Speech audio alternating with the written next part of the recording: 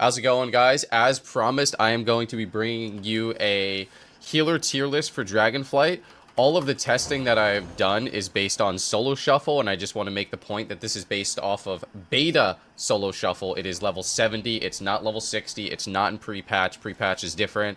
I didn't want to make a tier list for that because it's kind of irrelevant, and the new expansion comes out in less than a week. So I wanted to give you guys an idea of what healers are going to be best in solo shuffle from what I've seen so far. I'm going to talk about why I have each healer ranked at where they're ranked, and I also will talk about the differences of how I think these healers will perform in actual rated matches. So the S tier healers in solo shuffle right now, and this is a little bit surprising if you play pre-patch, but I think Evoker and Resto Druid are the best healers. In pre-patch, it kind of felt like it was maybe Disc Priest up there, but Evoker is absolutely insane. I think one of the most powerful abilities that they have in solo shuffle is the Nullifying Shroud. Basically, at the start of every single match, you go in and you're immune to CC for 30 seconds. That is a huge advantage over other healers. In kind of uncoordinated games, also being a new class, a lot of people don't even know what this is. Like, I'll beat someone in a solo shuffle, they'll come into my, my team the next game, and they'll be like, dude, why are you immune to crowd control? And I have to explain it to them. So, Nullifying Shroud is insanely good in solo shuffle. On top of that, as an evoker, you have really high damage, and considering how fast dampening ramps up, you are able to, help assist your teams with kills. A Resto Druid can't really do nearly as much. You can play a build that does some damage, but it doesn't really feel as effective. It kind of feels like the damage is a little bit more scattered when Evoker can actually kind of, focus that damage onto a specific target. And on top of that, you have great cooldowns and great healing. You're a dream healer for solo shuffle on Evoker. I think Evoker, I'm personally going to rank it higher than Resto Druid. I've been really impressed with Resto Druid on solo shuffles with some of the people that have been playing on beta. Resto Druid's healing is incredible. It is, I think this might be the strongest I've ever seen HOTS. Like, HOTS are just through the roof right now. They are absolutely insane. It's crazy. It just feels like you keep up players effortlessly. Like, it's so insane. I think one of the most important talents that they've added in this expansion is Invigorate. This makes your HOTS tick like 3 times as fast. You can see here, this is kind of like old school Genesis, 20-second cooldown. This is like the burst healing that Resto Druids were missing. It's able to help you top in a pinch. On top of that, they got the double life bloom in this expansion, and you kind of keep 1 life bloom on yourself. So your HOTS are literally always ticking 20% faster. And then, yeah, you could have the second life blooms out, and then your life bloom heals for a ton on top of that. So, this is kind of a game where you can see my healing breakdown. Life Bloom is just at the top. I'm not the best Resto Druid, if I'm being honest, and I haven't had a ton of success on Resto Druid in solo shuffle, especially considering I'm a little inexperienced, but I've seen some really good things by Resto Druid, and their CC can be devastating, and their healing is just really hard to push through. And I think that they're really powerful in kind of like healing that kind of like random scattered damage where people aren't like as coordinated. But on top of that, they have really strong cooldowns to keep people alive with the Invigorate, the Iron Bark, the Nature Swiftness. What's kind of interesting here is you can actually Tranquility, and it resets your cooldowns by 15 seconds. So you can actually do like an Invigorate, Tranquility into a Reinvigorate, and your healing is just, yeah, it's through the roof. These are your S tier healers. If I'm being honest, at the end of the day, they just do the most healing. And in solo shuffle, it feels like doing the most damage and doing the most healing are the 2 most important factors. We're going to go ahead and move down a tier. And this is really, really interesting, okay? Because until yesterday, I thought Holy Paladin was really, really bad. But after playing it, someone mentioned a build that they saw some success with. I am astonished with how good I think Holy Paladin is. My biggest issue right now with Holy Paladin, I feel like their casted healing wasn't quite up to par, and I feel like they really hard. Now, I definitely think there's going to be a change to their mana regen in Dragonflight. Basically, right now, they kind of have these lingering nerfs from Shadowlands that they needed, but they're still in the game, so I most likely think they'll get reversed. But basically, there is a build that you play with melee wings where it feels like you have melee wings all of the time. Okay, and this is absolutely ridiculous. So you could see a breakdown here of my healing. 40% of it is Avenging Crusader. And on top of that, I have games where my buff up time on Avenging Wrath, so right here you can see my buff up time on Avenging Wrath was 35%. I've had games where it's at 50%. Imagine literally half the game having wings, and on top of that, you're doing a ton of damage, so you're actually assisting your team to kill. So this is overall data for my last shuffle. My rogue did 3 million, I did 1.6. I was literally doing half of my rogue's damage in the last shuffle. I want to test this more, but I don't even consider myself to be that good at Holy Paladin. You put this in the hands of someone who knows exactly what they're doing, and it feels like they're going to be a brick wall. They have 1 minute sacrifice in Soul Shuffle. They have 2 bops. They have Lay on Hands, and they're going to do a ton of damage with Avenging Crusader. They're super mana efficient with this build. I'll talk about it a little bit more in a second. And it's just going to feel really, really rough to deal with. So I actually put that from like B/C tier all the way up to A tier. Basically what this new build is doing, you have Avenging Wrath, which is damage for healing, and then on top of that you have Awakening. So if you were to Glory and Light of Dawn, you have a chance to proc Avenging Wrath, and when you shoot your Word of Glory with this talent, you can proc a Light of Dawn, which gives you 2 chances to proc that Awakening, but not only that, your Light of Dawn can proc a Light of Dawn, which gives you another chance to proc Awakening, and then most importantly, a new talent added to Holy that had last expansion was Aura of Reckoning. When your team is crit, you get a stack. At 50 crits, you get a buff, makes your next Judgment deal 200% more damage and proc wings. Well, guess what? That Judgment that's dealing 200% more damage literally tops your whole team. As soon as you get an Aura of Reckoning proc, it's free wings, it's 0 to 100 real quick. AoE. It's insane. This build is really, really crazy. Some of the downfalls of Paladin right now, in my opinion, are if you play against really heavy CC stuff like Mage and, you know, things like that, like Hunter, Shadow Priest, you know, when you're kind of like putting yourself in that position, it's a little bit awkward. You might not always want to play this build. I'll let the more experienced Paladins kind of figure out when they want to play melee wings and when they don't, or when they won't want to, but it's definitely really strong. The healing's insane. The cooldowns are insane. It's everything that you want a Holy Paladin to be. I will say, though, getting, like, attacked is definitely something that's really scary with this build. You kind of just put yourself right in the middle, and people will try and take advantage of that, so you definitely have to be prepared to kind of keep yourself alive. There's a lot of games where I pop wings, and I literally just have to bubble in the opener. It's probably better to, like, not even do it. But, yeah, moving on. Holy Priest. Holy Priest has surprised me a little bit. I thought it was a lot lower rated than it... I thought it was a lot worse than it originally was. And this is kind of one of the things I really like about the new talent trees is doing a little bit of experimenting with the talent trees. I found a build that I ended up enjoying a lot more. So originally, I was playing Divine Word and I was playing Harmonious Apparatus, which was the legendary that used last expansion. And I'm sitting here telling myself I will not play the game without Harmonious Apparatus. I feel like I need it. I feel like it's necessary. Divine Word, it's this brand new, really cool ability. Well, it turns out playing this heal build ends up being better. So you have synergy where if you flash heal, it increases the next healing of your heal by 15% and reduces the cast time. And your tier gear, when you palm, also reduces the cast time of your heal. So watch this. Ready? Boom. How fast is that cast? Let's go ahead and figure out how fast that cast is. Let me see here if I can find it. So this is a 0.87 second heal that does a ton of healing.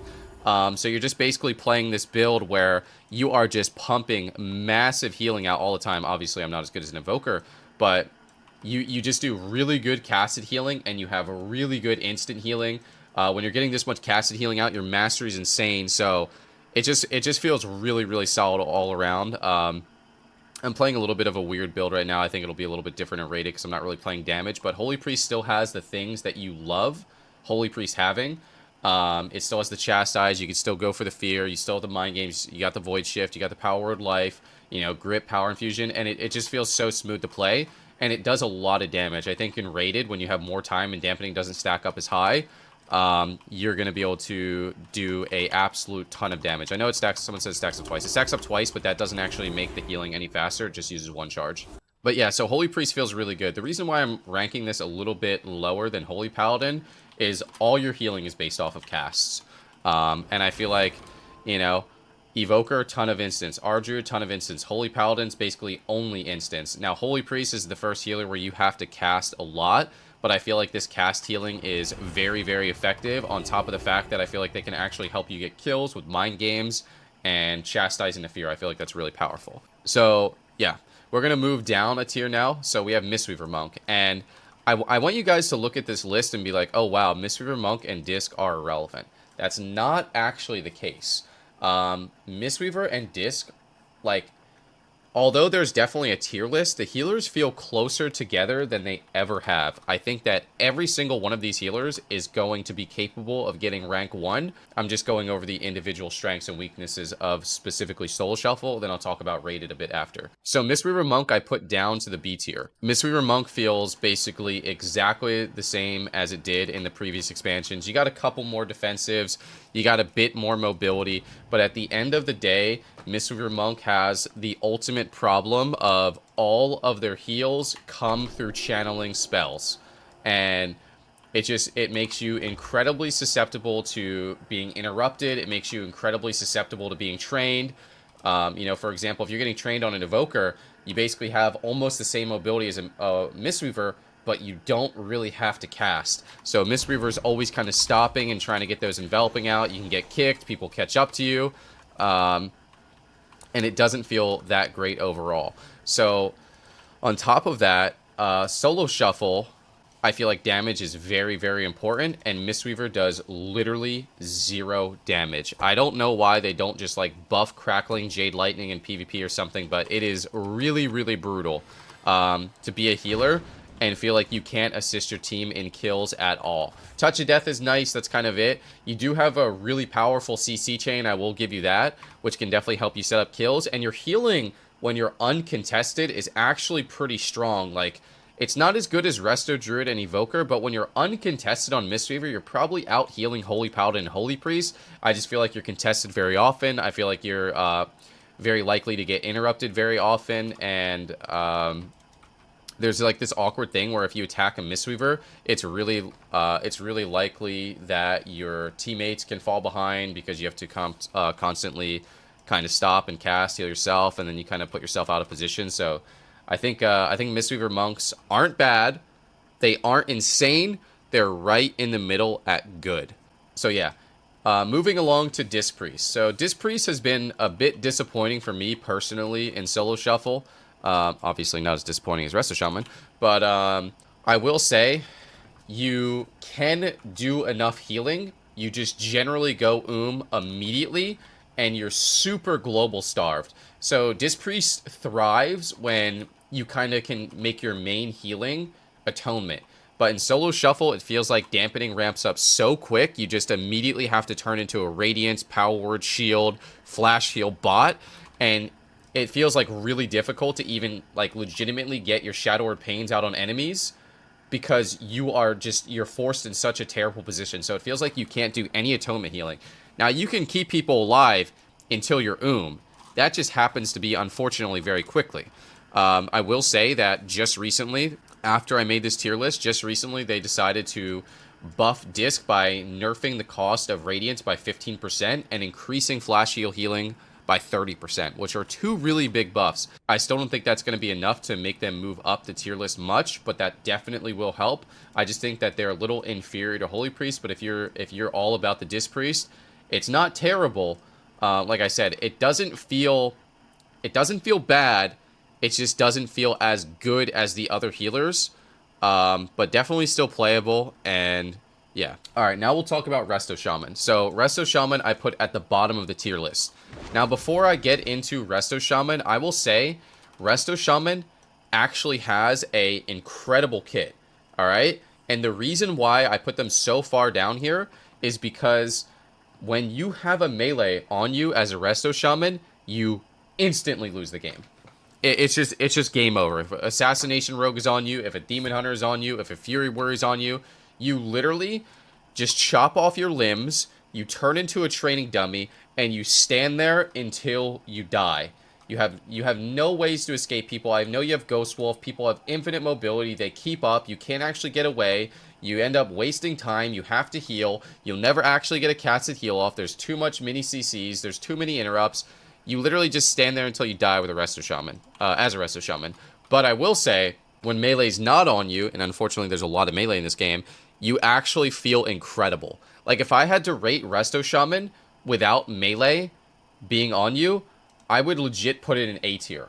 Like, the difference between fighting melee and fighting casters is, it's night and day. So unfortunately, Resto Shaman just, it feels like it doesn't have the tools to deal with melee right now. And that's going to be a very, very big deal in Solo Shuffle, because melee will be there. Alright, so this is what I think is the Solo Shuffle tier list, but I'm going to kind of talk just briefly about where I think some of these healers will perform in rated. So, we're already on our Shaman. We'll talk about our Shaman a little bit. I think our Shamans are actually going to be much stronger in rated than I think they are in Solo Shuffle. They'll immediately move up to B tier in rated, possibly A tier depending on the composition you could play with our Shaman. So I think number one, Wizard Cleaves with Resto Shaman are going to feel really powerful. I think Resto Shamans were given, like, the best tools to heal Wizards with how they can help with setup, how they can help with damage, and I think that Resto Shamans will end up being very good with Wizards, especially considering the synergy you have where Wizards can either pressure people on the Shaman by doing just ridiculous damage, or they can just kind of spam CC people on Shaman so Shaman actually has the time to get away. So the synergy is there. The synergy is definitely there.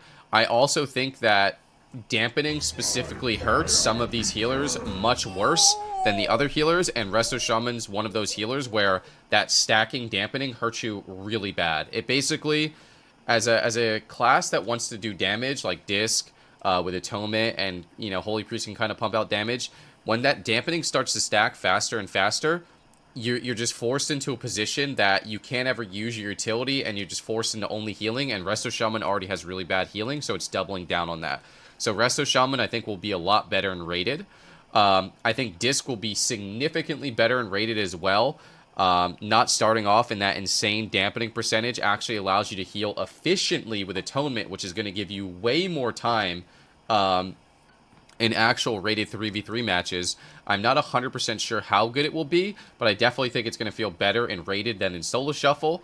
But at the end of the day, I kind of feel like Holy Priest still trumps Disc in the regard that it has Chastise. It could just set up its own CC while having really powerful healing. So I'm not really sure what they can do to Disc to kind of make it outshine Holy Priest, but Disc healing is good. I think Holy Priest healing is just a bit better right now. Mistweaver Monks, unfortunately, I personally feel like will not move at all in the tier list. Basically, you go into a rated match, there's only one thing you could do as a Mistweaver Monk, and that's sit back and just heal.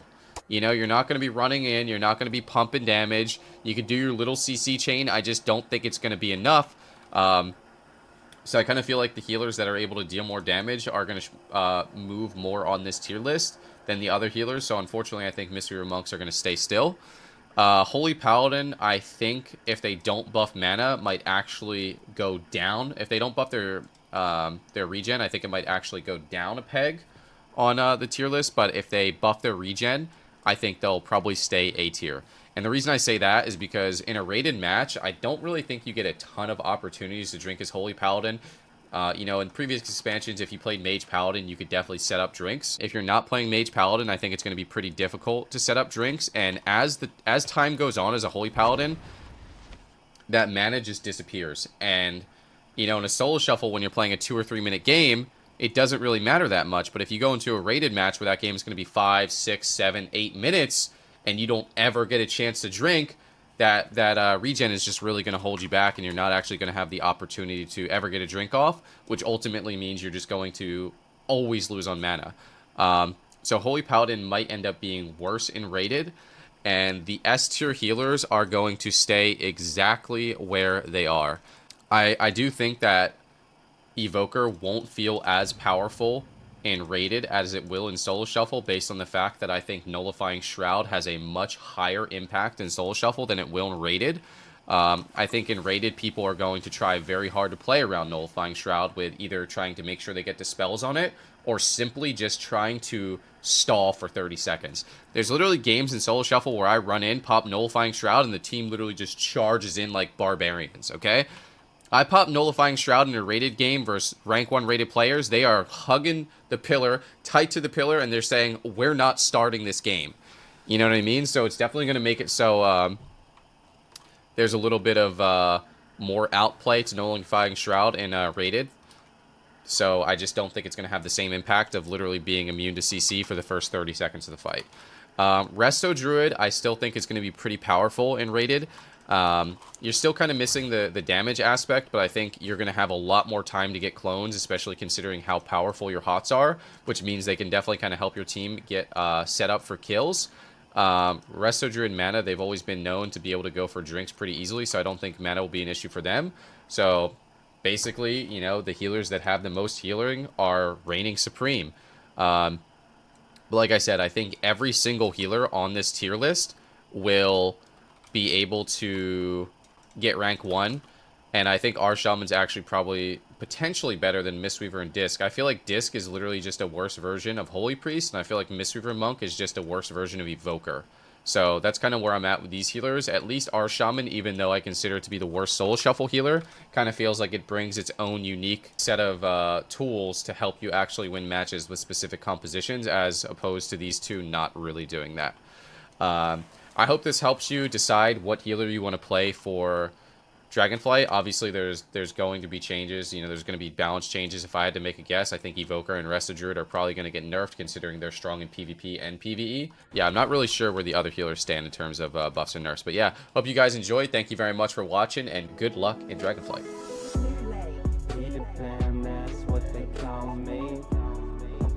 That you never be lonely. Be the band, that's what they call me. Promise that you